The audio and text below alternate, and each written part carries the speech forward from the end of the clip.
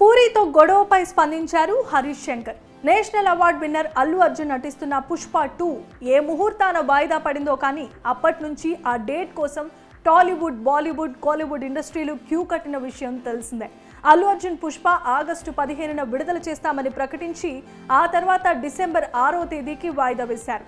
అయితే పుష్ప పక్కకి తప్పుకోవటంతో ఆ ప్లేస్లోకి రామ్ పోతినేని డబుల్ స్మార్ట్ వచ్చి చేరింది. అయితే ఈ సినిమా సోలోగా ఇండిపెండెన్స్ డేకి విడుదల అవుతోంది అని అంతా అనుకున్నారు. కానీ ఎటు నుంచి వచ్చిందో తెలీదు. వైల్డ్ కార్డ్ ద్వారా ఎంట్రీ ఇచ్చింది రవితేజ మిస్టర్ బచ్చన్. ఈ సినిమా కూడా ఆగస్టు 15నే బరిలోకి దిగబోతున్నట్లుగా ప్రకటించింది. అయితే ఈ క్రమంలో తమిళం నుంచి తంగలాన్ కూడా వస్తోంది. దీంతో ఈ 3 సినిమాలు బాక్స్ ఆఫీస్ వద్ద క్లాష్ అవబోతున్నట్లు సినీ వర్గాలు చర్చించుకుంటున్నాయి. అయితే తమిళం నుంచి వస్తున్న తంగలాన్ తెలుగులో ఎఫెక్ట్ చూపకపోయినా డబుల్ స్మార్ట్, మిస్టర్ బచ్చన్ 2 ఢీకొట్టే అవకాశం ఉంది.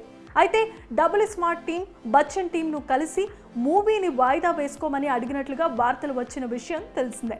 దీనికి బచ్చన్ టీం ఒప్పుకోకపోవడంతో నిర్మాత చార్మి, రవితేజతో పాటు మిస్టర్ బచ్చన్ దర్శకుడు హరీష్ శంకర్ను సోషల్ మీడియాలో బ్లాక్ చేసినట్లుగా వార్తలు వినిపిస్తున్నాయి.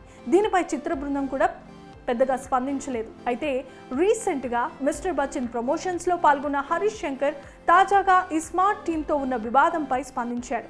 పూరి జగన్నాథ్ సినిమాతో పాటుగా మీ సినిమా ఒకేసారి విడుదల కాబోతోంది, దీనిపై మీ అభిప్రాయం ఏంటని రిపోర్టర్ అడగ్గా, పూరితో నేను పోల్చుకోలేను, ఆయన ఒక దిగ్గజం, ఆయనతో నా సినిమా వస్తుండటం నా అదృష్టం.